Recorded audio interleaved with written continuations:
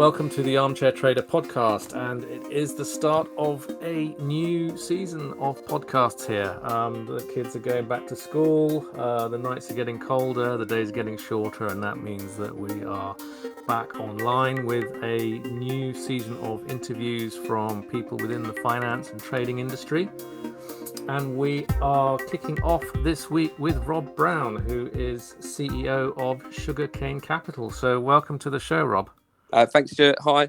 Today we're going to be talking about currencies. We're going to be talking about FX, which is a topic we should really have devoted more time to in the first season of these podcasts, given just how important it is to overall trading and investment activity. So it's good to have you on at the start of this season.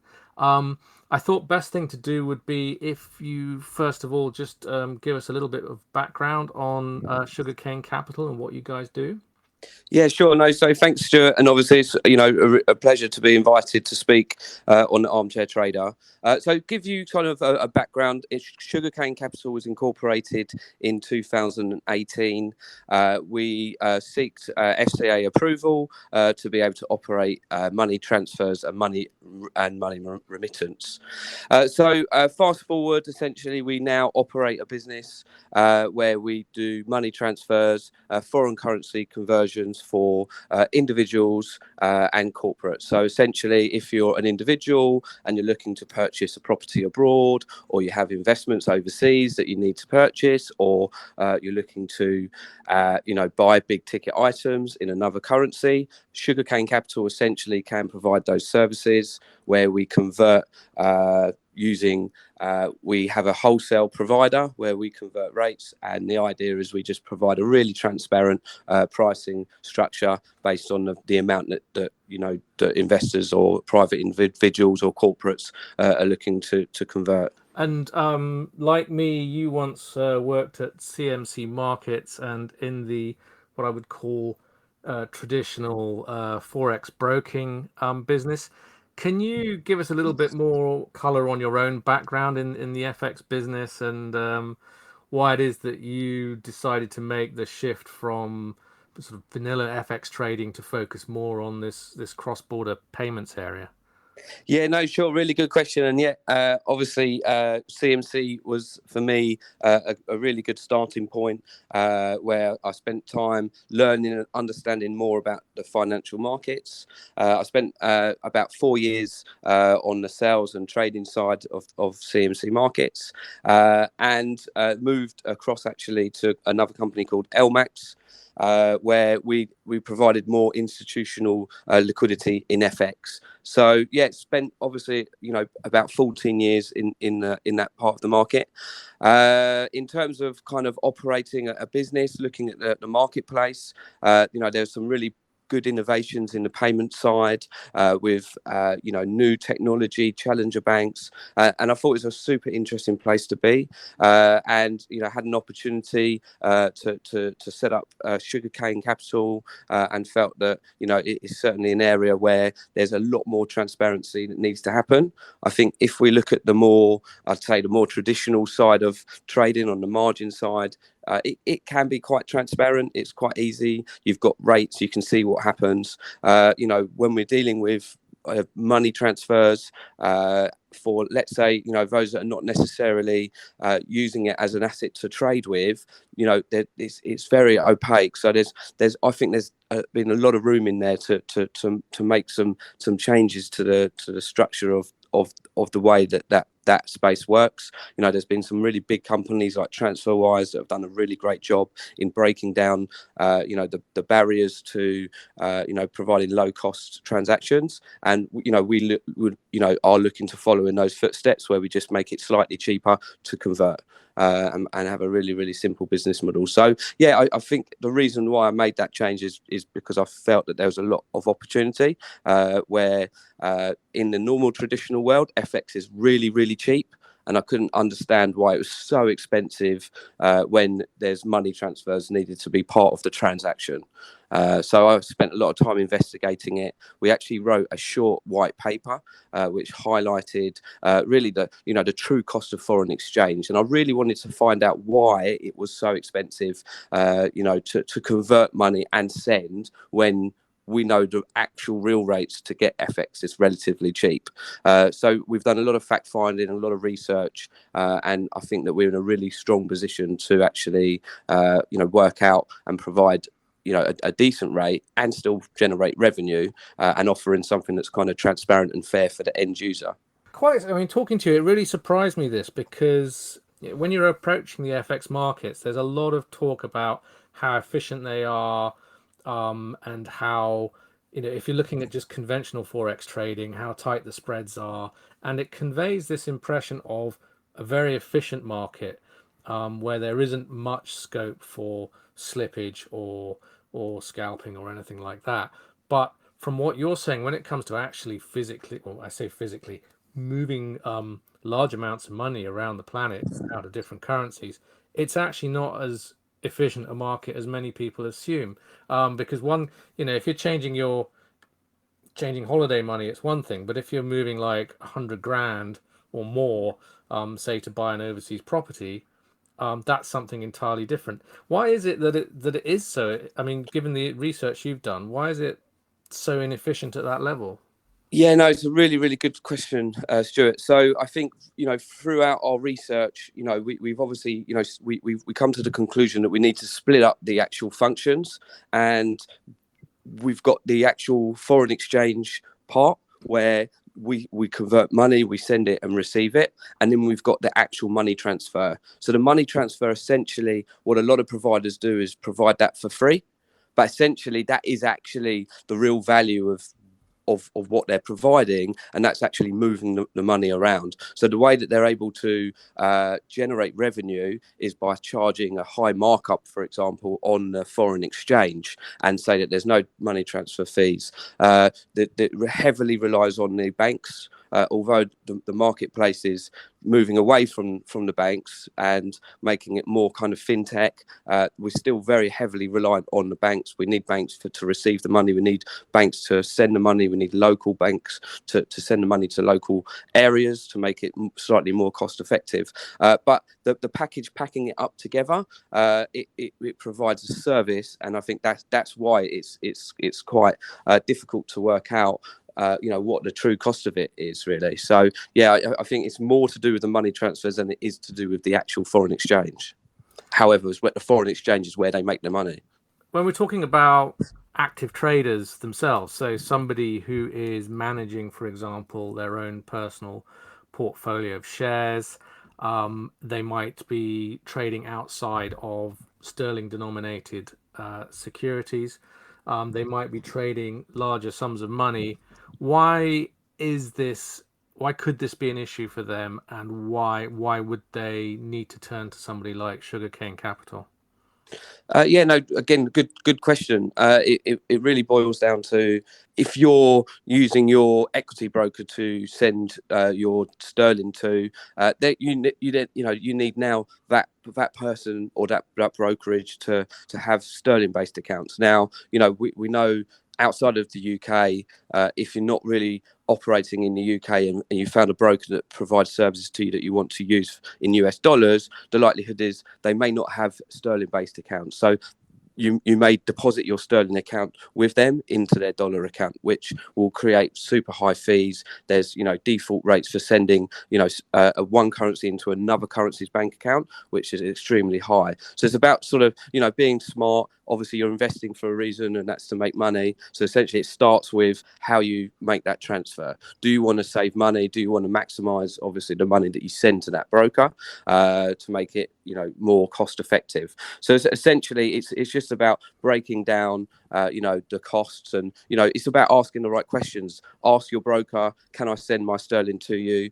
Do they have sterling accounts? If they do have sterling accounts, ask them what fees they charge. You generally find, because it's not part of the business and it's a side part of their business, they may just have quite high fees that they charge, which is created in the spread. So again, it's quite difficult to work out what you've actually been charged unless you've in front of you got the interbank rates up and you're monitoring the rates.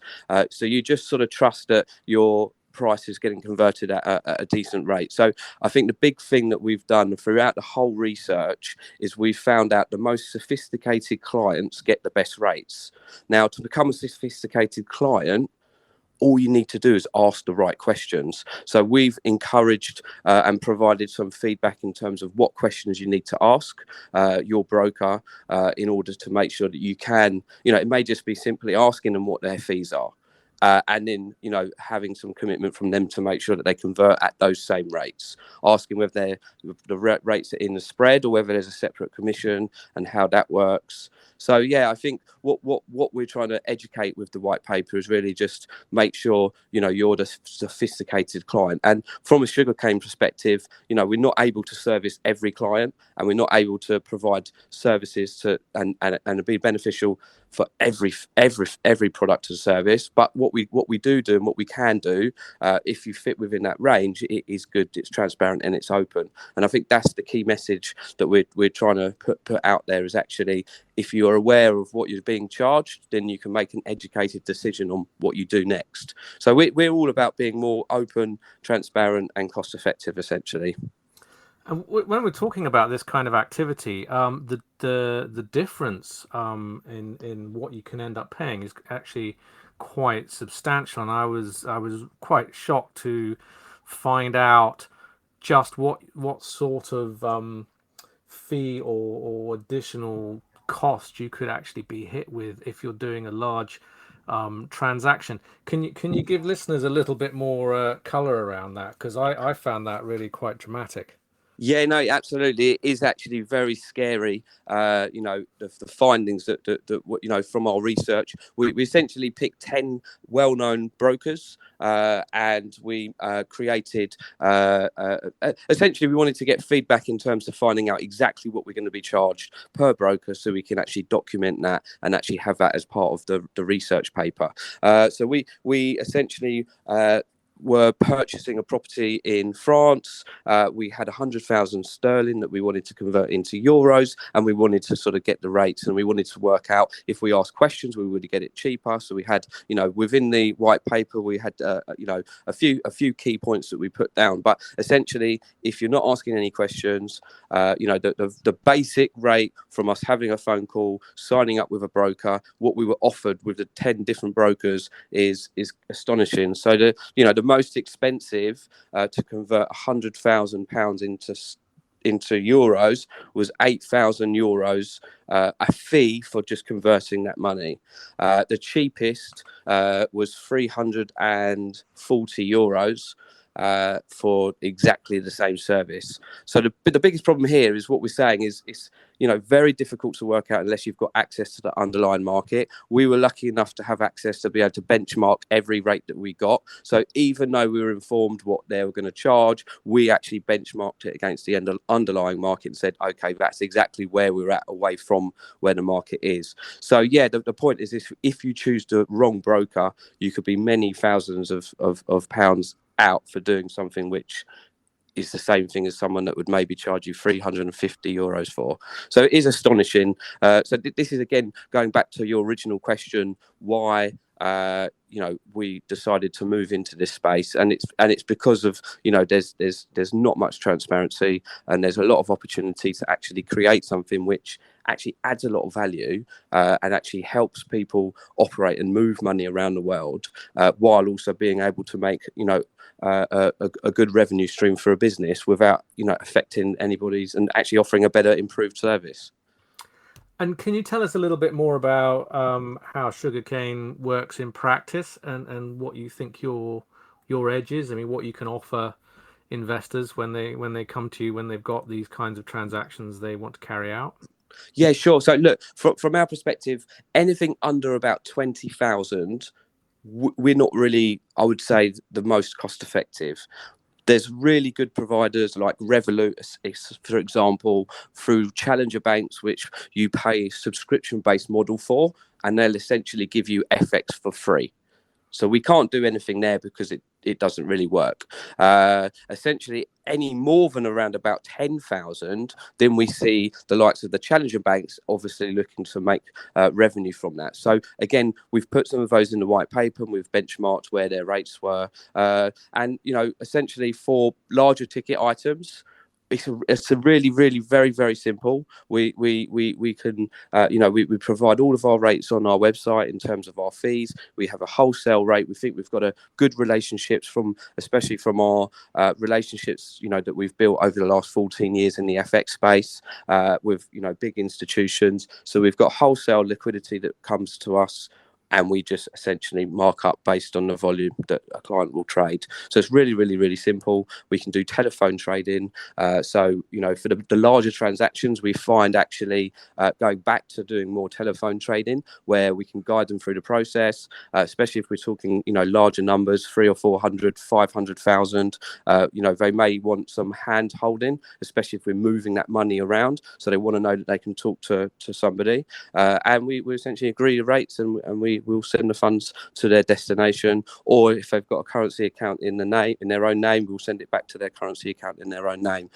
So essentially, there's a lot of hand holding in terms of, especially for maybe more inexperienced investors or clients that are looking to do their first purchase of a property abroad.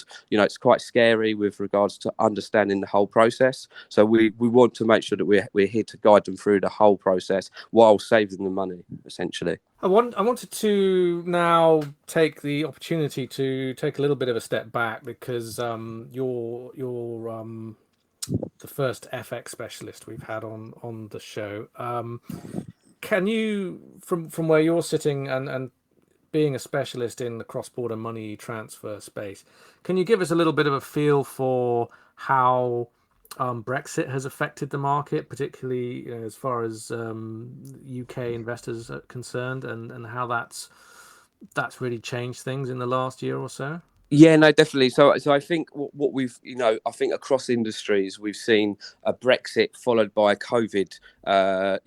So it's quite hard to kind of work out what's affecting, whether it's a COVID issue, whether it's a Brexit issue. But ultimately, Brexit has made it more difficult for businesses in the UK to service clients outside of the UK. So that's obviously the biggest part that we've seen. So if we were to be, say, promoting overseas, again across the financial industry, it's difficult for financial brokers and institutions to promote into Europe now.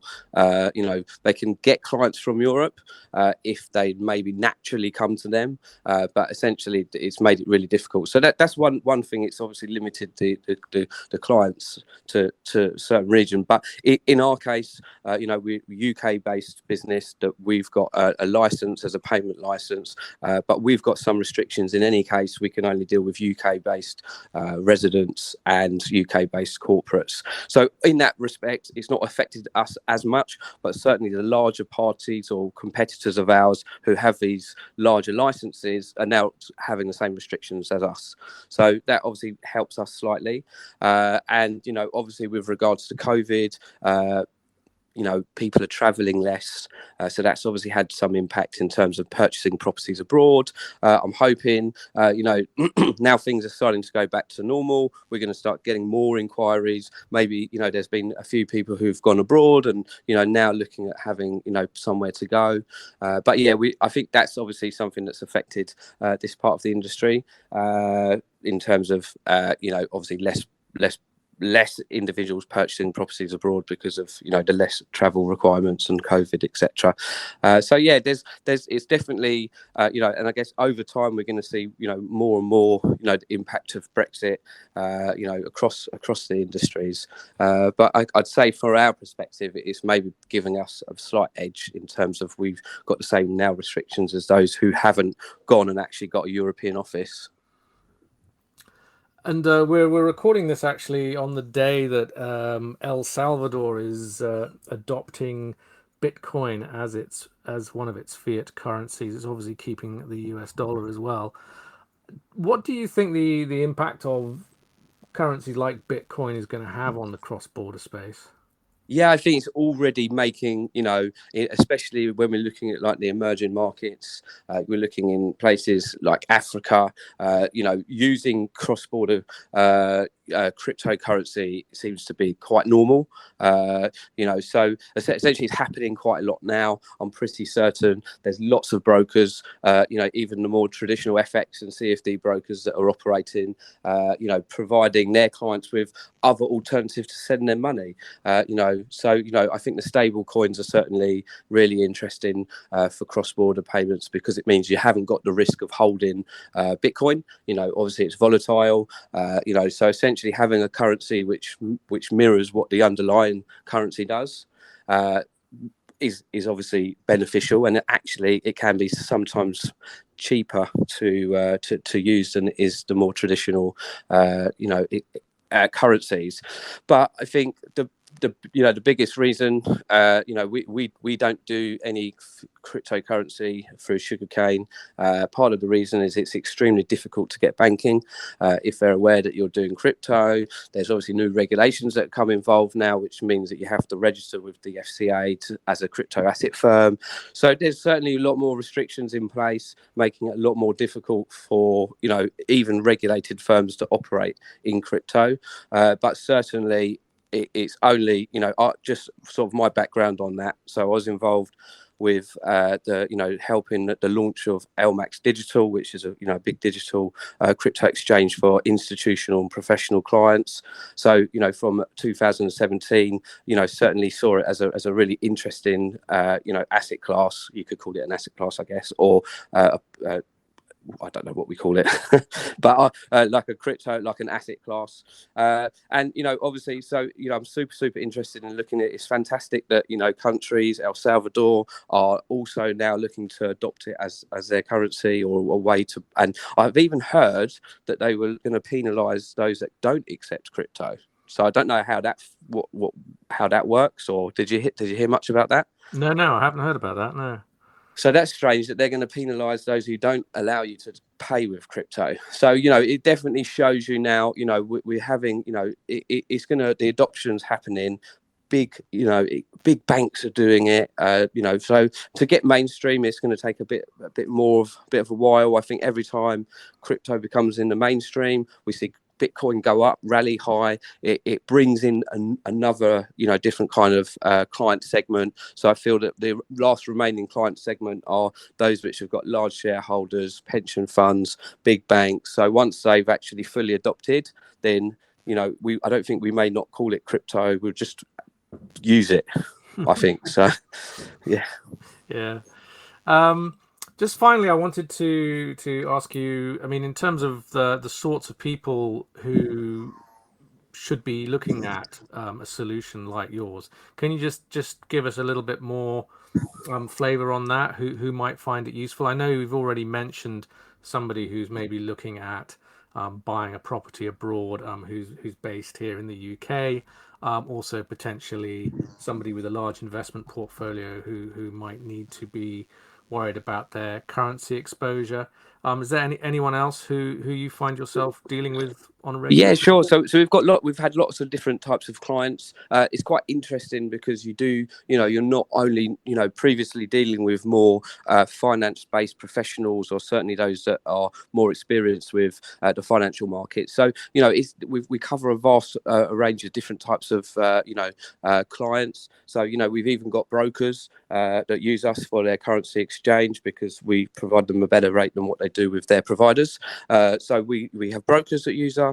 We have individual private clients that, for example, if you want to make an investment, say, you want to buy, even as, you want to buy wine as an investment in France, or, whiskey barrels as an investment in Ireland, and you need those euros, we can just convert that funds and send it to those providers without you having to be involved with that process of either having your own currency account in euros, or having to send them, and allowing that firm then to take the responsibility of that FX, because we know if that's the case, that's another revenue stream for those firms. So if you're buying property abroad, we can facilitate those. If you're looking to sort of do some hedging and you live in the UK but you're maybe more international, you've got international exposure in dollars and euros, and you're actually holding some euros, and you think you actually want to convert some of those and hold sterling because you've got a view, we can do that. So more high ticket items, I think more than sort of 20,000, we actually become quite interesting. Under that, as I said, it's difficult for us to make much money, and there's obviously really good providers that are pretty much offering it if you choose the right places for relatively cheap. And we've already discussed and mentioned the white paper that you did. Is that available if anybody wants to download that and read it? Yeah, definitely, 100%. We'd love you to look on our website.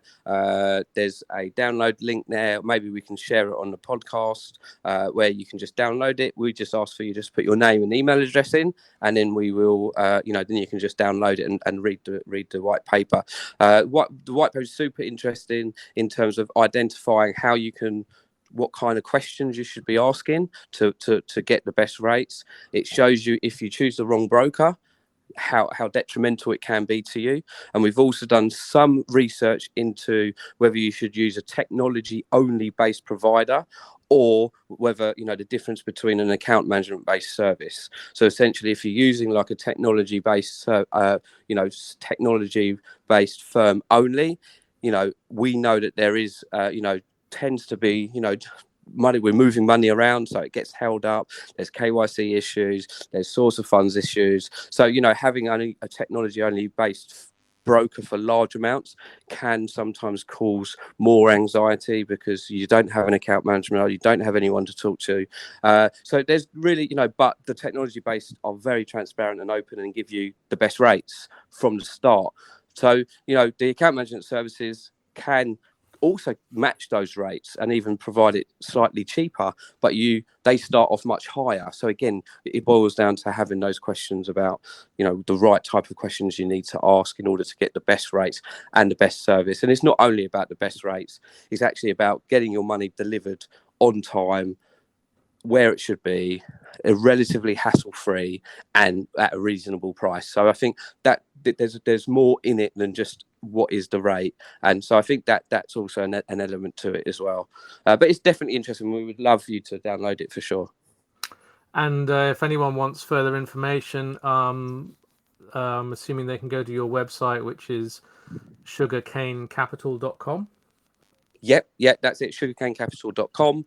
There's sign-up pages in there if you're interested in signing up for an account. There's more information around pricing, how we operate, what we do as a company. But it's a really, really simple process, from our side. And, we want to spend time with people and guide them through to make them feel comfortable, especially as they're sending, if they can be sending large amounts of money, we want to make sure that they feel comfortable with every step that we do. And I think that is, just as important as getting it, really cheap. Fantastic. And just to stress, at the moment you're just dealing with people who are resident in the UK or companies that are resident in the UK. Yeah, so in our future, we are currently, we've got a license in the UK as a payment license. We have recently made we've put a submission to upgrade our license to an EMI license. We are expecting in Q1 to have an e-money license, so that allows us to open up, lots more opportunities for us internationally, and other services like holding client money, for example. So if you're not sure when you want to transfer and you want us to hold the capital, we can do that with that license. So essentially now the way that we operate, which is quite nice, it gives you the option to be able to trade first, then send the money, and then we send on the money. So that allows us to slightly have a slightly changed way of operating, but it will just give us more options, really. So that's where we are now. So Q1 2022, we're expecting to be able to expand out more internationally. Oh, fantastic. Well, we'll look forward to hearing more about that as you progress. Thank you very much indeed for coming on the podcast this morning and helping us kick off the second season, Rob. Yeah, no problem. It's been a real pleasure, Stuart. And obviously, thanks for allowing me the opportunity to speak, and looking forward to listening back and, seeing what else you guys are doing for the new season. You've been listening to the Armchair Trader podcast. Make sure you visit our website, www.thearmchairtrader.com, for your daily dose of financial markets news and sign up to our free newsletter there.